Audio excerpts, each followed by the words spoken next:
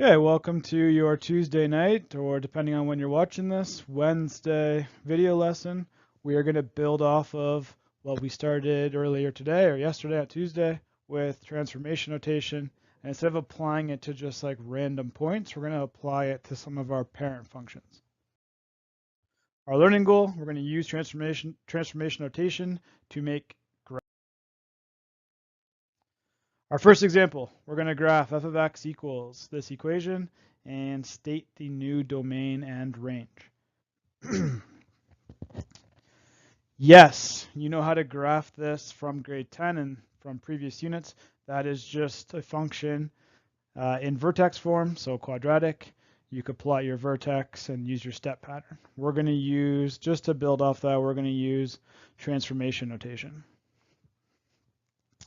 So, t, xy. This is my a value. This is my d value. And this is my c value. There is no k value other than 1. So my k right there, which is 1. So x plus 3 and 2y minus 6. Now this is where you have to have your parent points memorized. So those are the ones of our first lesson. I had you draw a box around key points, parent points. So we're going to write down all of our key points, which was -2, 4, -1, 1, 0, 0, 1, 1, and 2, 4. And we're going to put all those parent points through our transformation. So that gives us -2 plus 3 is 1. 2 times 4 is 8, minus 6 is 2. -1 plus 3 is 2. And 1 times 2 is 2, minus 6, -4. 0 plus 3, 3. 0 times 2, 2 minus 6. 1 plus 3 is 4. 2 times 1 is 2, minus 6, -4. And 2 plus 3 is 5. 4 times 2, 8 minus 6, 2. So there's our new transformed points. X, f of x, plot all your points. So 1, 2, 2, -4, and so on, 3, -6, and 4, -4, and 5, 2.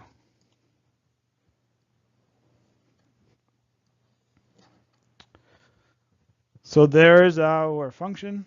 So there is f of x. And just to back it up, if we did use vertex form to graph this from previous knowledge, our vertex is 3, -6, which 3, -6, there it is, it checks out. Our step pattern, we look at our a value, which is 2, over 1 up 2, over 1 up 2 we did, and then over 1 up 6, over 1 up 6 we did. So it all checks out based off previous knowledge. Our domain and range. Our domain for any parabola, always x is all real. Our range. In this case, I have a low point, a minimum. I get no lower than -6, so -6 and higher. So y is any real number such that y is greater than or equal to -6. And there is our original function transformed with those transformations. So shifted right 3, down 6, and vertically stretched by a factor of 2. Our next one. So you have to be able to recognize the parent function. So last example, it had a squared. We knew it was quadratic. There's our parent function. This one, you see the square root sign. It's the root function or the radical function. You got to remember your parent points. Some of you encountered this as you got through that first page of homework where we had things out front of the x. Whenever you have things out front of the x and it's not in brackets, that means that you got to do the common factoring first. So that's where we're going to start. We're going to common factor first.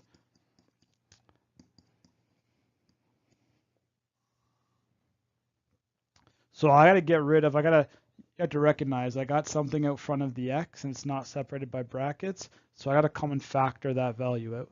So if I take out a negative 0.5, that leaves me with x minus, and what's 2 divided by negative 0.5? You can use your calculator, x minus 4, and then we still have our minus 4 on the back end. Now we are ready for txy. There's my a value, there's my k value, there's my d value, and there's my c.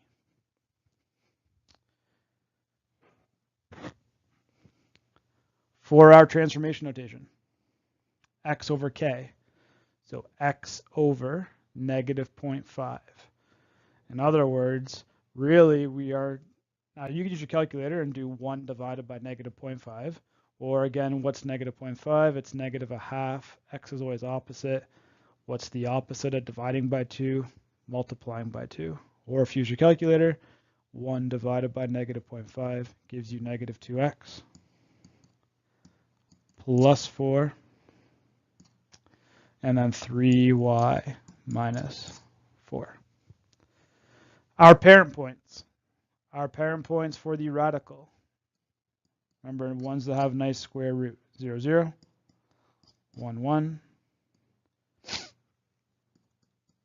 4, 2, 9, 3.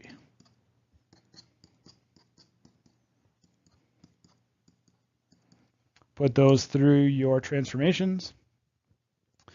So 0 times negative 2, 0 plus 4, 4. 3 times 0 minus 4, negative 4. 2 times negative 1, negative 2 plus 4 is 2. And then 3 times 1 is 3 minus 4, negative 1.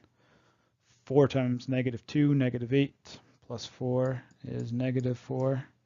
And then 2 times 3 is 6, minus 4 is 2. And negative 2 times 9, 18. Negative 18 plus 4 is negative 14. And then 3 times 3 is 9, minus 4 is 5. We are ready to graph. For negative 4, so 4, negative 4. 2, negative 1. 2, negative 1. Negative 4, 2. Negative 4, 2. And negative 14, 5. That doesn't fit on our graph, but that's okay. We kind of get the idea, like somewhere over here, it's going to be like right there. And we know it's going to keep going that way. So there is our function. F of x. Now before we do the domain and range, let's think about that. My a value is 3, so that means it's vertically stretched. Kind of looks vertically stretched to me. We also, though, horizontally stretched it by a factor of 2. So it definitely looks horizontally stretched. And that negative means it flips it. So remember our parent function. Your parent function does this. So that right there is root x. That's our parent function. So yeah, we stretched it vertically, we stretched it horizontally, we reflected it in the y-axis, that's from the negative, and we shifted it right 4 and down 4. We're domain and range.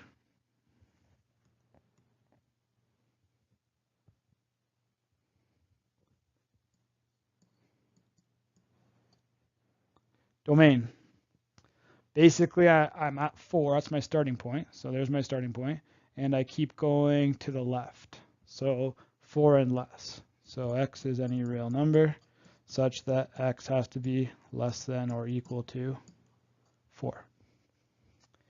My range, the lowest I got was negative 4, and then get higher and higher and higher. So y is any real number such that y is greater than or equal to -4.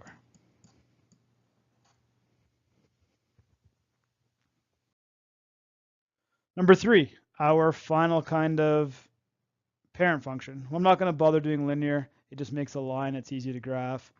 It's overkill to do transformation notation on it. So it's even overkill a little bit to do it on quadratics.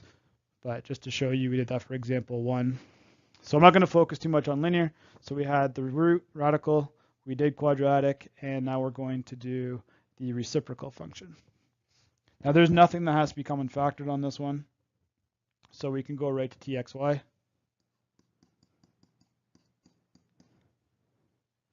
Now normally there is a 1 over top, 1 over x minus 3. Because it's a 2 on top, that must mean you've multiplied by 2. So that's like your a value. That's your c value. That's your d value. And our k is just 1. So just 1. So x plus 3. And 2y plus 1. Our parent points. Realistically, now I told you that there were 4 parent points. We included some fractions. Realistically, there's only 2 that I care about. You're welcome to do more if you need to do more. But I only care about those 2. 1, 1, and -1, -1. Which that was a part of our key points.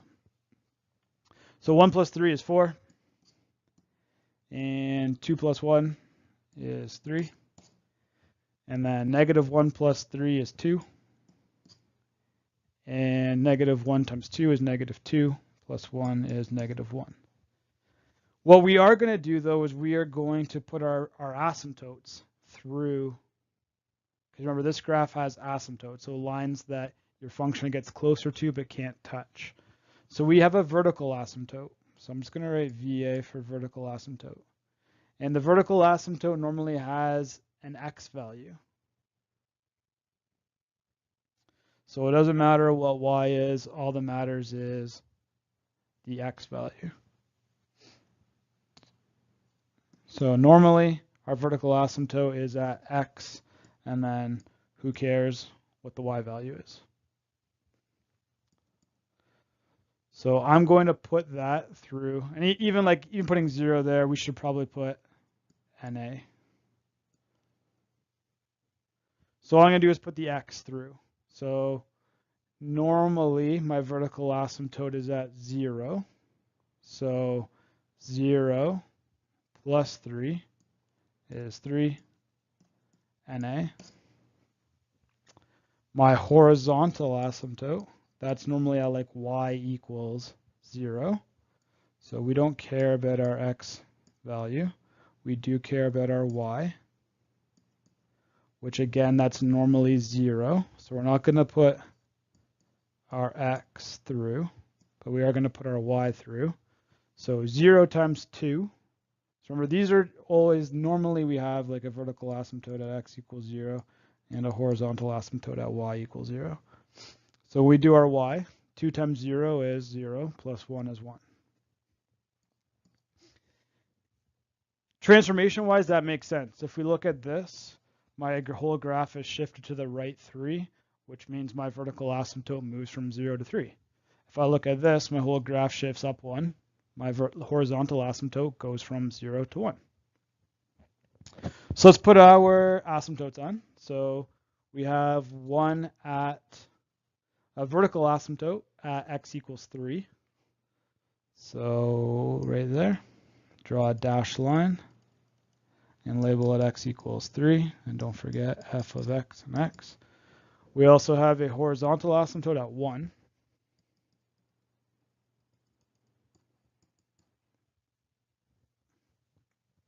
And then if we go to put our graph on, we had 1 point move to 4, 3. So 4, 3. And 2, -1. 2, -1. And remember, you can't cross those dashed lines. And maybe if you were someone that used those couple other key points I gave you, you got a couple other points. But basically, we should know or be able to recognize this reciprocal function just does this. Gets closer and closer to both asymptotes. And like that. And there is our f of x. Domain and range. Basically, domain can be anything except for one number. Can't be 3. Why can't it be 3? Because you can never divide by 0. So x is all real numbers such that x cannot equal 3. Our range, y can be anything except for one number. What can it be? It can't be 1.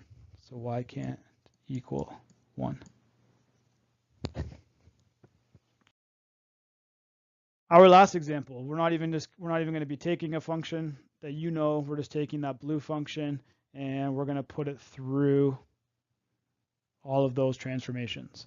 Step 1, make your txy. And actually, if you look at that, even before we get to txy, we notice there's a value out front of x that hasn't been factored out yet.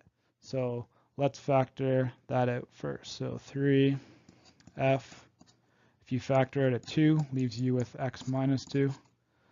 And there's our function. Now let's do our txy. There's my a, my k, my d, and we don't have a c value. It's just 0. So x over 2 plus 2 and 3y. Our parent points, let's just pick the nice points. So that would be like that one, that one, that one, and that one. So -3 and 4, and 1 and -1, and 2 and 3, and 4 and 3. We're going to put all those points through our transformations. So -3 divided by 2 is -1.5. -1.5 plus 2 gives you 0.5. And 3 times 4 is 12. And 1 divided by 2 is 0.5 plus 2 is 2.5. And then -3. And then 2 divided by 2 is 1 plus 2 is 3. 3 times 3 is 9. And 4 divided by 2 is 2. 2 plus 2 is 4. And 3 times 3 is 9. Now, these don't unfortunately fit on the scale that you were given. So, I mean, you could try to make the graph, or you could just look at your actual transform points. 0.5 and 12. So 0.5 and 12 basically is like way up here somewhere, even higher than that. 2.5, -3. So now we're down here. 3, 9. So 3 and then 9, let's say there. And 4 and 9, let's say there. So if you had to graph those, connect them because they were connected in the question. And if we talk about our transformations, the 3, the a value, stretched by a factor of 3 vertically, yep. Horizontally compressed, so squish from left to right, yep. Move to the right 2, yep. And no up or down movement, perfect. Our new domain and range. Now these don't have arrows on the end. So you go from lowest to highest. The lowest is -3. The highest was 12. Sorry, that was range. For domain, the lowest that we had, and you can just look at your x column. The lowest we had was 0.5. The highest we had was 4. So your graph lives between 0.5 and 4. And your range, we can look at that column. The lowest we were -3, the highest was 12. So -3 is less than x, or equal to x, is less than or equal to 12. So we done it for our parent functions, we done it for a random function. We had lots of practice. Do not forget the common factor when you're doing the. That's it for your lesson. Now, don't stress too much. Basically, this lesson is what we're kind of going to cover both like Wednesday and Thursday. So my focus, if I were you, would be to focus on completing the first half, so the front page of the handout I gave you on Tuesday, and then you could work on it more tomorrow, Wednesday, and then if you wanted to work ahead, go on to the back side after today's lesson, and that's kind of what we're going to be working on all day Thursday. And there's not really going to be a lesson on Thursday. We're just working on that, making sure that we all get the transformation notation quite well. And then test Friday, April 5th-ish. And your C work, like I said, if you want to work ahead a little bit, work on the back side of that handout I gave you on Tuesday. Otherwise, save that for Thursday. Or maybe have tried a few of those questions and save the rest for Thursday. Have a great day. If I don't see you on Wednesday, I will see you on Thursday.